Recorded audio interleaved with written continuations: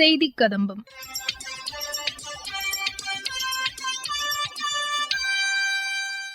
இன்றைய செய்தி கதம்பத்தில் மத்திய அரசின் புதிய கல்விக் கொள்கை குறித்து எமது சேலம் மாவட்ட செய்தியாளர் வழங்கும் செய்தி தொகுப்பு, மதுரை மாவட்டத்தில் செயல்படுத்தப்பட்டு வரும் தேசிய வேளாண் சந்தை திட்டம் குறித்து எமது செய்தியாளர் வழங்கும் தகவல்கள் மற்றும் மத்திய அரசின் சமூக வலைதள பதிவுகள் உள்ளிட்டவை இடம்பெறுகின்றன.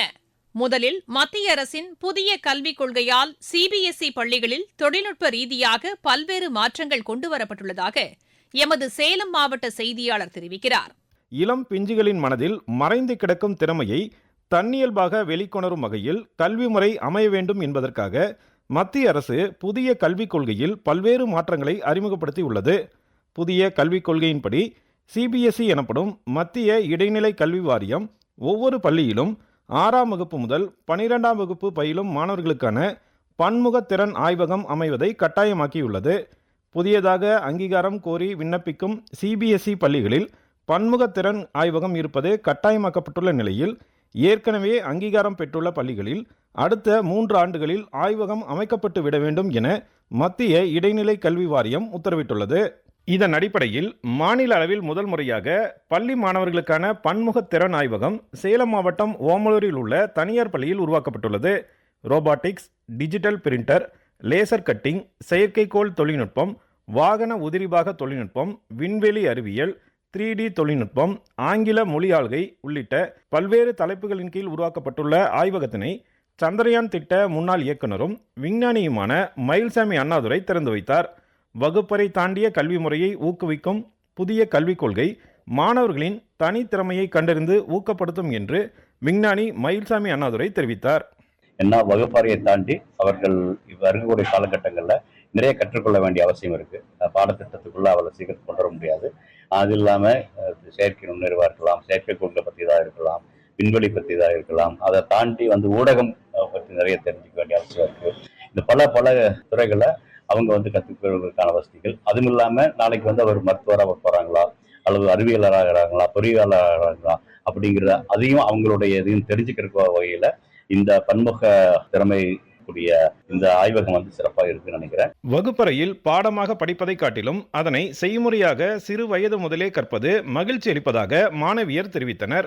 ரோபோட்டிக்ஸ்ல ஆரம்பிச்சு ஆரி ஒர்க்ஸ் வரைக்கும் ஆரோ மாடலிங் இந்த மாதிரி நிறைய திங்ஸ் நம்ம இங்கே கற்றுக்கலாம். 11 திங்ஸ் இருக்குங்க. நம்மளுக்கு எதில் இன்ட்ரெஸ்ட் இருக்கோ அதை நம்ம பார்ட்டிசிபேட் பண்ணிக்கலாம். இந்த காம்போசிட் ஸ்கில் லேப்ல இருக்க 11 ஸ்கில்ஸ்ல எனக்கு லேசர் என்கிரேவிங் அண்ட் கட்டிங் மேலே நிறைய இன்ட்ரெஸ்ட் இருக்கு. இது மூலமா நம்ம நிறைய ப்ராக்டிக்கலாக கற்றுக்க முடியுது. இந்த காம்போசிட் ஸ்கில் லேப்ல என்னோட இன்ட்ரெஸ்ட் ரோபோட்டிக்ஸ் அண்ட் ஆட்டோமேஷன். எதனாலனா நான் ஃபியூச்சர்ல இன்ஜினியர் ஆகணும். படிக்கிறதுக்கு எனக்கு ஜஸ்ட் ரீட் பண்ற மாதிரி தான் இருக்கு. இங்க பிராக்டிக்கலா பண்றது ரொம்ப இன்ட்ரெஸ்டடா இருக்கு. இந்த காம்போசிட் ஸ்கில் லேப்ல நான் ரோபோட்டிக்ஸ் அண்ட் ஆட்டோமேஷன்ல இன்ட்ரெஸ்டடா இருக்கேன். நான் இங்க கார் ரோபோட் ஆப்ரேட் பண்றேன். நாட்டின் எதிர்காலம் பள்ளிக்கூட வகுப்பறைகளில் தான் நிர்ணயிக்கப்படுகிறது. மத்திய அரசின் புதிய கல்விக் கொள்கை நாட்டின் எதிர்காலத்தை பன்முக திறமையாளர்களால் நிரப்பும் என நிச்சயம் நம்பலாம். மின்னணு தேசிய வேளாண் சந்தை மூலம் இடைத்தரகர்கள் இன்றி நல்ல லாபம் ஈட்ட முடிவதாக மதுரை மாவட்ட விவசாயிகள் தெரிவித்துள்ளனர். இதுகுறித்து எமது செய்தியாளர் வழங்கும் தகவல்கள். விவசாயிகள் தங்களது வேளாண் விளைபொருட்களை நேரடியாக விற்பனை செய்து லாபம் ஈட்ட வேண்டும் என்பதை கருத்தில் கொண்டு மத்திய அரசு செயல்படுத்தி வரும் தேசிய வேளாண் சந்தை திட்டத்தினால் மதுரை மாவட்டத்தில் எண்ணற்ற விவசாயிகள் பெரிதும் பயனடைந்து வருகின்றனர்.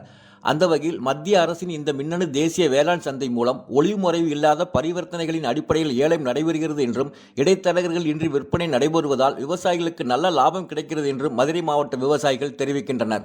என்னுடைய பேர் மோகனலிங்கம். திருமங்கலம் உழவர் உற்பத்தியாளர் நிறுவனன்றது தான மரக்கட்டளையும் நபார்டும் இணைஞ்சு உருவாக்கின ஒரு கம்பெனி. இந்த கம்பெனி பார்த்திங்கன்னா ஒரு 500 விவசாயிகளை கொண்டு இருக்குது. இதில் பார்த்திங்கன்னா கடந்த வருடம் ஈனா மூலயமா பார்த்திங்கன்னா கொள்முதல் அதுக்கப்புறம் விற்பனையும் பண்ணியிருக்கோம்.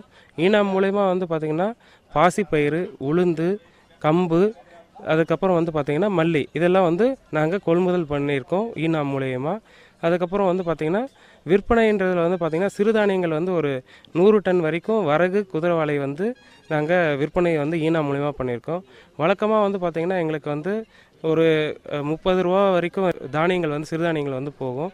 நாங்கள் ஈனா மூலிமா வந்து விற்பனை பண்ணதுனால வந்து எங்களுக்கு வந்து கடந்த வருடம் வந்து ஒரு 5 ரூபாயிலேருந்து 6 ரூபாய் வரைக்கும் எங்களுக்கு வந்து லாபம் கிடச்சிருக்கு. இந்த 100 டன் வந்து நல்ல விலைக்கு வந்து எங்களுக்கு வந்து ஈனா மூலிமா வந்து திருமங்கலம் ஒழுங்குமுறை விற்பனை கூட வந்து விற்று கொடுத்துருக்குறாங்க. மதுரை மாவட்டத்தில் மதுரை விற்பனை குழுவின் கீழ் மதுரை, திருமங்கலம், வாடிப்பட்டி, மேலூர் மற்றும் உசிலம்பட்டி ஆகிய இடங்களில் செயல்பட்டு வரும் ஒழுங்குமுறை விற்பனை கூடங்கள் தேசிய வேளாண் சந்தை திட்டத்தில் இணைக்கப்பட்டு சிறப்பாக செயல்பட்டு வரும் நிலையில் மதுரை மாவட்டம் மட்டுமல்லாது அருகில் உள்ள பல்வேறு மாவட்டங்களிலிருந்தும் உழவர் உற்பத்தியாளர் குழுக்கள் இந்த ஒழுங்குமுறை விற்பனை கூடங்களுக்கு நேரில் வந்து ஈனம் செயல்பாடுகள் குறித்து பார்வையிட்டு வருகின்றனர் என்பது குறிப்பிடத்தக்கது. நாங்கள் வந்து உழவர் உற்பத்தியாளர் குழுவில் வந்து இங்கே வந்திருக்க எல்லாருமே வந்து உறுப்பினராக வந்து இருக்கோம். நாங்கள் வந்து அடுத்து வந்து இந்த வேளாண் பொருட்களை வந்து எப்படி மார்க்கெட்டிங் பண்ணுறது, அது அந்த முறைகள் வந்து எங்களுக்கு இப்போ தான் ஆரம்பிச்சிருக்கிறதுனால அதோட இது வந்து தெரியல. அதை வந்து இங்கே வந்து திருமங்கலத்தில் உள்ள ஒழுங்குமுறை விற்பனை கூடத்தில் நல்லா பண்ணிக்கிட்டு இருக்கிறதா வந்து கேள்விப்பட்டோம். அதுக்காக எக்ஸ்போசல் மாதிரி இங்கே வந்து பார்த்துட்டு போகலாம் அப்படிங்கிறதுக்காக நாங்கள் எல்லாருமே வந்திருக்கோம். இங்கேருந்து நல்ல கருத்துக்கள் நல்லா பண்ணுறாங்க. இதை வந்து எடுத்துகிட்டு போய் எங்களுடைய மாவட்டத்தில் நாங்கள் அந்த உழவர் உற்பத்தியாளர் மூலமாக மகளிரோட வாழ்வாதார மேம்பாட்டுக்காக அதை பயன்படுத்தலாம் அப்படின்னு சொல்லி ஒரு ஐடியாவில் பார்த்துருக்கோம். என் பேர் சங்கவி. திருமங்கலம்ல FPO வந்து மேம்பட்ட முறையில் வந்து செயல்பட்டுட்டு வராங்க. அதை வந்து நம்ம களஞ்சிய மக்கள் வந்து பார்வையிட்டு அவங்க குழு அளவில் வந்து கொண்டு போகணுங்கிறதுக்காக நம்ம திருமங்கலம் FPO உழவர் உற்பத்தியாளர் நிறுவனத்துக்கு நம்ம வந்து ஒரு எக்ஸ்போஷர் அவங்களுக்கு இதை பற்றின நடவடிக்கைகள் அத்தனையும் தெரியப்படுத்தும் விதமாக வந்து இன்றைக்கி நம்ம வந்திருக்கோம்.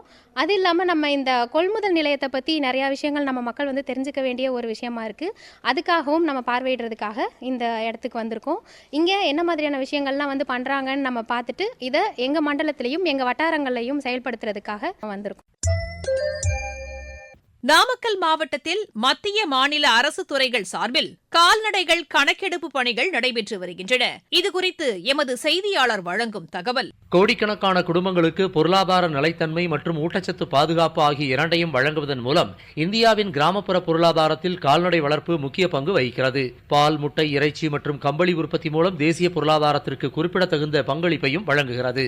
நமது நாட்டில் முக்கியத்துவம் வாய்ந்த கால்நடை தொழிலை மேம்படுத்த கால்நடைகள் கணக்கெடுப்பு கடந்த 1919ஆம் ஆண்டு முதல் தொடங்கப்பட்டு 5 ஆண்டுகளுக்கு ஒரு முறை நடத்தப்படுகிறது. நாமக்கல் மாவட்டத்தில் 21வது கால்நடை கணக்கெடுப்பு பணிகள் கால்நடை பராமரிப்பு துறையின் மூலம் 2024 அக்டோபர் மாதம் 25ஆம் தேதி களங்காணி கிராமத்திலிருந்து தொடங்கி நடைபெற்று வருகின்றன. இந்த கணக்கெடுப்பின் போது மாடுகள், பசுவினம், செம்மறியாடுகள், வெள்ளாடுகள், நாய், முயல், யானை போன்ற 16 வகையான கால்நடைகள், கோழி, வாத்து, வான்கோழி போன்ற கோழி பறவைகள் மற்றும் இதர கோழி இனங்களான ஈமு கோழி, நெருப்பு கோழி, வாத்துகள் கணக்கெடுக்கப்படுகின்றன. இவ்வாறு கணக்கெடுப்பு செய்வதால் பல்வேறு கால்நடைகளின் இனம், வயது மற்றும் பாலின அமைப்பு உள்ளிட்ட விரிவான மற்றும் துல்லியமான தரவுகளை சேகரிக்க முடிகிறது. இந்த தரவுகளை கொண்டு கால்நடைகளுக்கு தேவையான தீவனம், ஊட்டச்சத்து, தடுப்பூசி, காப்பீடு செய்தல் போன்ற பணிகளை செய்து கொள்ள முடியும். தொற்று நோய்களை தடுப்பதற்கு கால்நடைகளுக்கு தடுப்பூசி செலுத்துவதை துல்லியமாக கணக்கிட முடியும். நாமக்கல் மாவட்டத்தில் உள்ள 6,45,000 குடியிருப்புகளில் கால்நடைகளை கணக்கெடுக்க 213 பேர் கொண்ட குழு அமைக்கப்பட்டு 49 மேற்பார்வையாளர்கள் முன்னிலையில் வீடு வீடாக சென்று கணக்கெடுப்பு பணியில் ஈடுபட்டு வருகின்றனர்.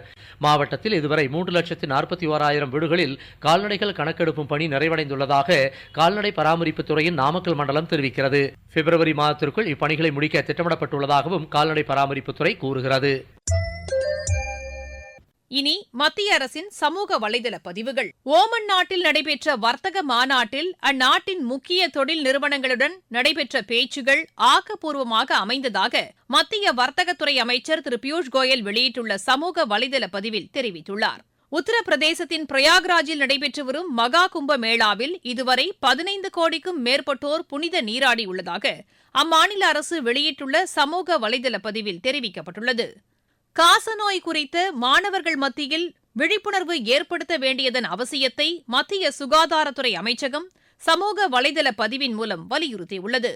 அடுத்த மாதம் 11ஆம் தேதி முதல் 4 நாட்கள் புதுதில்லியில் நடைபெறவுள்ள எரிசக்தி வாரம் தொடர்பான கண்காட்சியில் பங்கேற்பதற்கான இலவச முன்பதிவு தொடங்கியுள்ளதாக பெட்ரோலியத்துறை அமைச்சகம் வெளியிட்டுள்ள சமூக வலைதள பதிவில் தெரிவிக்கப்பட்டுள்ளது.